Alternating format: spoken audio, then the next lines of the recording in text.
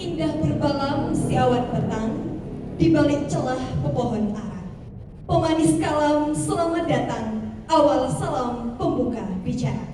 Assalamualaikum warahmatullahi wabarakatuh. Waalaikumsalam warahmatullahi wabarakatuh. Hamdan wa syukran lillah amma ba'd. Hadirin dan Dewan Hakim yang kami muliakan, dalam 5 menit ke depan, izinkanlah saya Noviahri Imratus Sadiah, NK 005, untuk mempresentasikan hasil karya tulis ilmiah dengan tema pemberdayaan ekonomi umat. Hadirin dan Dewan Hakim yang kami muliakan, masalah utama dan mendasar dalam ketenagakerjaan di Indonesia adalah masalah pengangguran. Badan Pusat Statistik telah melaporkan per Agustus 2023, jumlah pengangguran di Indonesia mencapai 7,86 juta jiwa. Dalam grafik yang ada di layar, Bapak Ibu dapat melihat di sini terlihat adanya penurunan dibanding tahun sebelumnya. Namun, jika kita bandingkan dengan angka sebelum pandemi, yaitu pada Agustus 2019, angka ini masih terbilang sangat tinggi.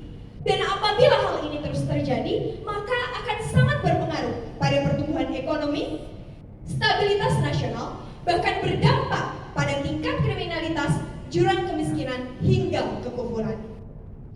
Hal inilah yang melatar belakangi saya untuk menggali lebih dalam cara untuk memberdayakan ekonomi umat secara berkelanjutan di Indonesia dengan judul Intensifikasi Kewirausahaan dalam Menekan Angka Pengangguran, Inspirasi Prinsip Kerja Nabi Muhammad SAW. Islam memandang kemandirian dalam bekerja sebagai salah satu upaya untuk memberdayakan ekonomi umat. Dan salah satu cara yang dapat ditempuh adalah dengan kewirausahaan.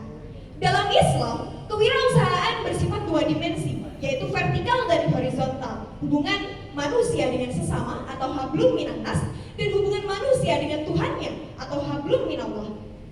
Sehingga seseorang bekerja seharusnya bukan hanya sebagai mata pencarian saja, namun juga sebagai sarana untuk beribadah. Dan untuk mencapai kesuksesan dalam kewirausahaan dibutuhkan sebuah prinsip kerja atau beberapa prinsip kerja dan juga karakter yang tentu tidak dapat dicontoh atau diteladani dari sembarang orang. Salah satunya kita dapat mencontoh tentu dari panutan sepanjang masa, yakni baginda Rasulullah Muhammad SAW. Aspek kewirausahaan Nabi Muhammad SAW ini seringkali luput dari pandangan kita, karena kita seringkali lebih berfokus pada bagaimana Rasulullah sebagai Rasul atau bagaimana peran Rasulullah sebagai seorang kepala negara. Padahal kewirausahaan Rasulullah ini sepak terjangnya telah berlangsung selama kurang lebih 25 tahun. Angka ini tergolong sedikit lebih lama dari angka kerasulan beliau, yaitu kurang lebih 23 tahun. Dan tentu ini juga tidak terlepas dari peran beliau sebagai uswatun hasanah, sebagaimana yang telah termaktub dalam Al-Quran surah Al-Ahzab ayat 21 yang berbunyi, A'udzu billahi minasyaitonir rajim. Bismillahirrahmanirrahim. Laqad kana lakum fi Rasulillahi uswatun hasanah liman kana yarjullaha wal yawmal akhir wa dzakarallaha katsira. Sungguh telah ada pada diri Rasulullah itu suri tauladan yang baik bagimu, yaitu bagi orang yang mengharap rahmat Allah dan kedatangan hari kiamat dan banyak mengingat Allah. Ibnu Katsir menafsirkan pokok ayat ini adalah bagaimana kita bisa mencontoh Rasulullah dalam berbagai perkataan, perbuatan, dan perilakunya. Maka jika dimaknakan secara lebih luas, tentu ini termasuk dalam aspek kewirausahaan. Terdapat 5 prinsip kerja Nabi Muhammad yang dapat diteladani oleh wirausahawan. Pertama, bekerja untuk ibadah, kemudian integritas, profesional, visioner, dan juga mempertahankan relasi. 5 prinsip kerja ini dapat diimplementasikan dengan 3 langkah strategis. Yang pertama yaitu Rasulullah Training Method, yaitu melakukan pelatihan dengan menggunakan prinsip-prinsip kerja Rasulullah itu sebagai value atau materi utama. Yang kedua, peningkatan kompetensi termasuk soft skills, dan yang ketiga yaitu pembinaan dan evaluasi kerja atau monitoring. Pada akhirnya, wujud esensi prinsip kerja Rasulullah Muhammad SAW adalah dengan kuatnya peran kewirausahaan dalam menekan angka pengangguran, sehingga sehingga dapat memberdayakan ekonomi umat secara berkelanjutan di Indonesia. Bunga dedap di atas para anak dusun Pasang Pelita. Jika tersilap tutur bicara, jemari disusun, maaf dipinta. Wassalamualaikum warahmatullahi wabarakatuh.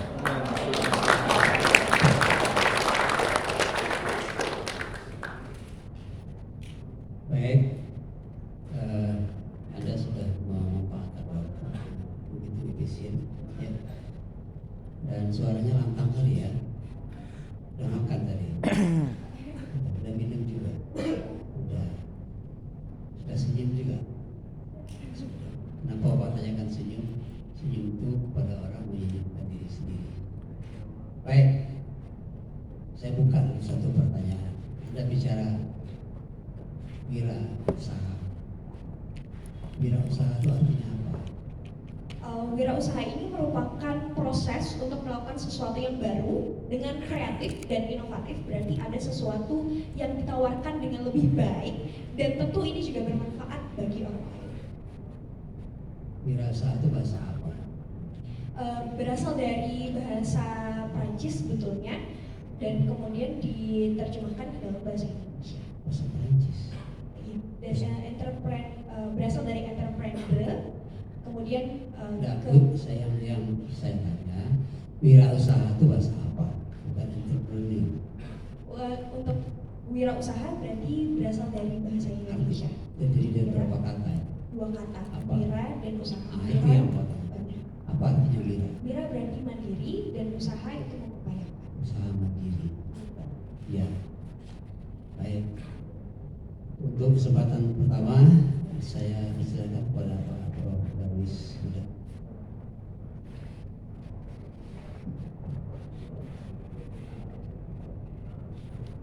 Baik, terima kasih. Suara saya kedengaran. Sorry, tadi menjelaskan ada beberapa prinsip yang diimplementasikan dalam kewirausahaan dalam menekan angka pengajuan. Salah satu di antaranya itu Rasulullah itu apa ini? Rasulullah training method. Maksudnya apa ini? Ya, Rasulullah Training Method berarti metode pelatihan dengan menggunakan prinsip-prinsip kerja Rasulullah yang telah disebutkan sebelumnya. Dan prinsip-prinsip kerja itu menjadi value utama atau materi utama yang digunakan agar para peserta pelatihannya tersebut bisa mengimplementasikannya nanti dalam usaha mandirinya. Apakah Rasulullah itu sudah ada training-training sebagaimana yang Anda maksud? Mohon izin Pak, untuk implementasi prinsip kerja yang terdapat di poin D itu merupakan kesimpulan daripada penulis. Sedangkan prinsip-prinsip kerja yang Rasulullah itu sendiri miliki ada di poin C dalam 5 prinsip kerja. Ya, apa saja?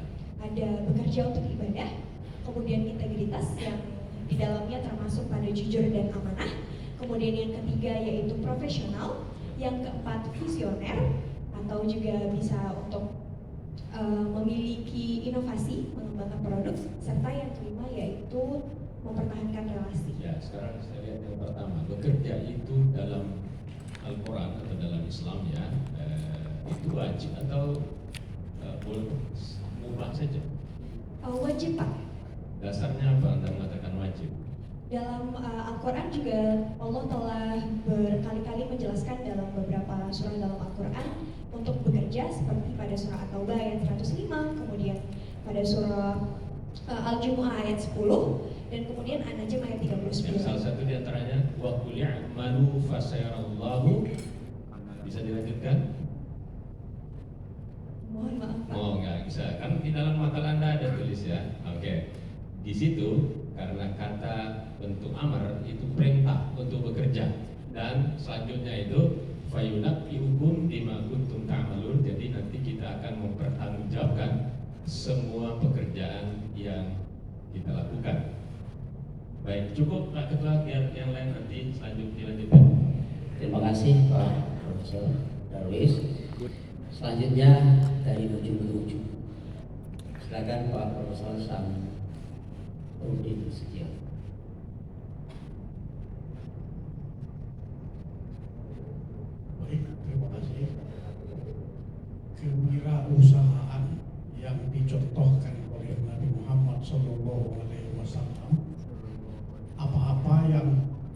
kenyataannya dilaksanakan Nabi dalam hal berwirausaha. Mohon izin menanyakan kembali, ini maksudnya adalah usaha beliau. Iya, usaha beliau. Kan mencontoh apa yang dilakukan. Sekarang apa yang dilakukan oleh beliau sehingga bisa dicontoh seperti yang diharapkan dalam usaha ini.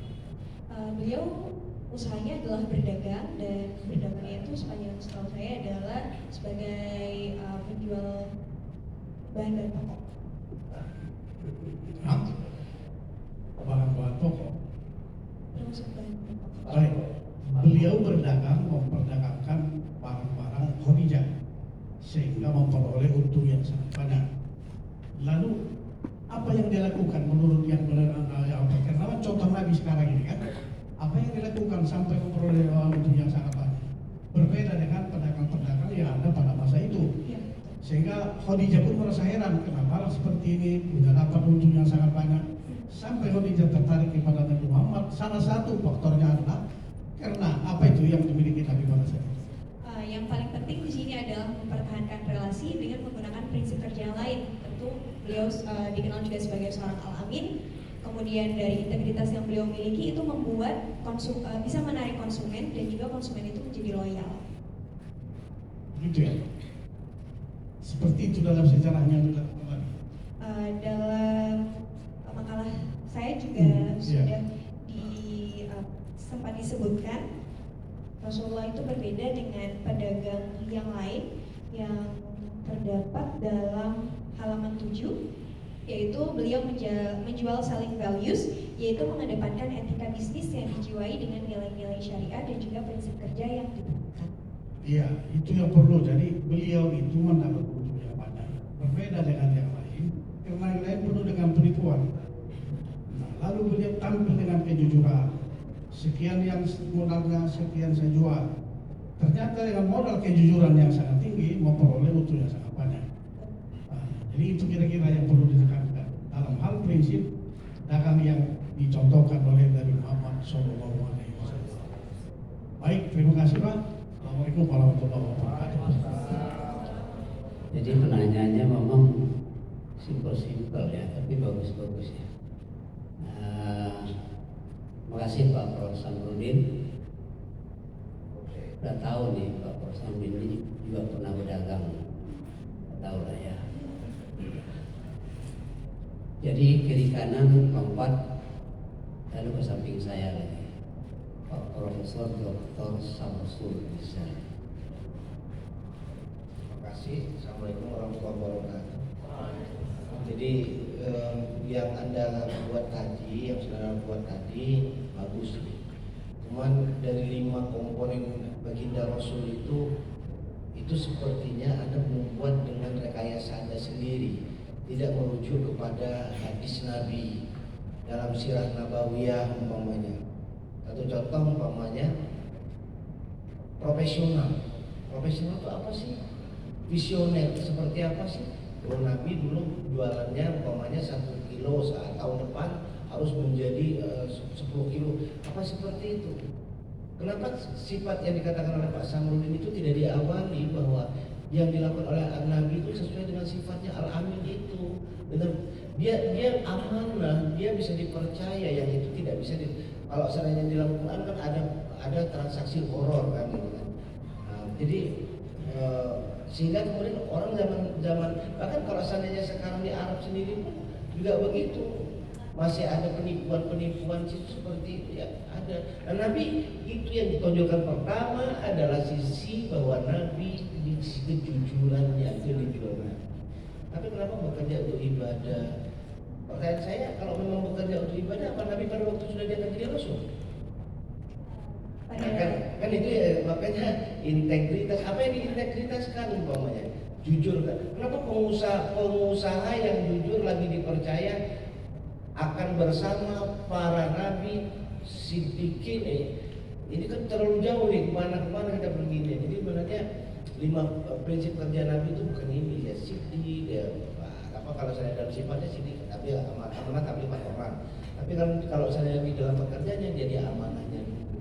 Kemudian yang kedua, tolong penggunaan ini jangan dipaksa, Nabi itu jangan dipaksa dengan menggunakan kata bahwa dengan kewirausahaan ini dapat menekan angka pengangguran.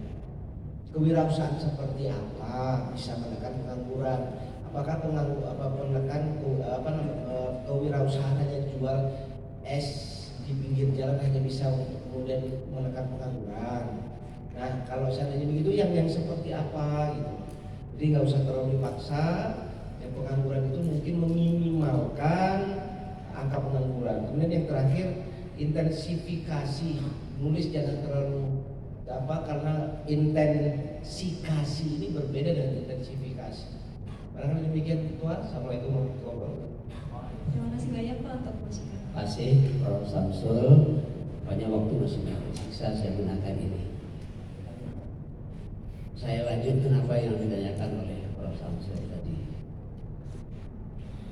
Kalau bicara 5 prinsip kerja Nabi dalam bisnis, Nabi Muhammad sesudah dari Nabi masih berbisnis seperti itu. Setelah Rasulullah diangkat menjadi seorang Rasul, beliau tidak bekerja atau berwirausaha seefektif sebelumnya. Kemudian juga harta kekayaannya digunakan untuk beliau berdakwah. Kalau begitu, tidak ada prinsip kerja atas nama Nabi, yang ada atas nama Muhammad. Gimana itu? Dalam konteks ini, tentu saya ingin memuliakan Rasulullah sehingga menggunakan kata Nabi. Jadi terlepas dari soal memuliakan dan memuliakan, ada 5 prinsip kerja Nabi dalam dunia entrepreneurship. Tapi Nabi kan Muhammad sudah tidak berdagang lagi, tidak berbisnis lagi. Gimana bisa dibawa? Ini penting, ya. Jangan sedikit-sedikit seperti kata-kata dipaksa-paksakan nanti seperti itu. Coba apa yang bisa diambil dari Nabi itu sebagai seorang Muhammad atau sebagai seorang Rasulullah SAW. Itu yang kedua. Ini makalah ini untuk apa Anda tulis?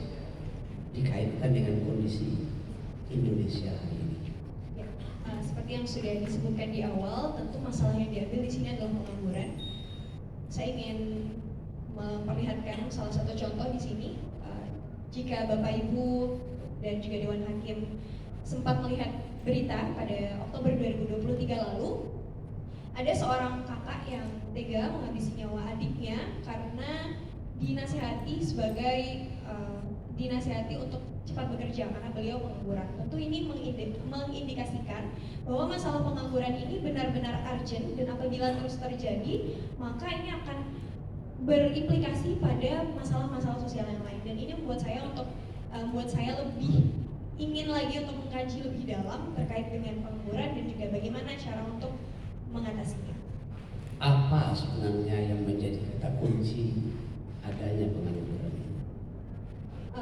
Salah satu masalah atau salah satu hal yang membuat seseorang itu menganggur, di samping tidak ada lapangan pekerjaan, juga adalah rendahnya optimisme dari seseorang tersebut.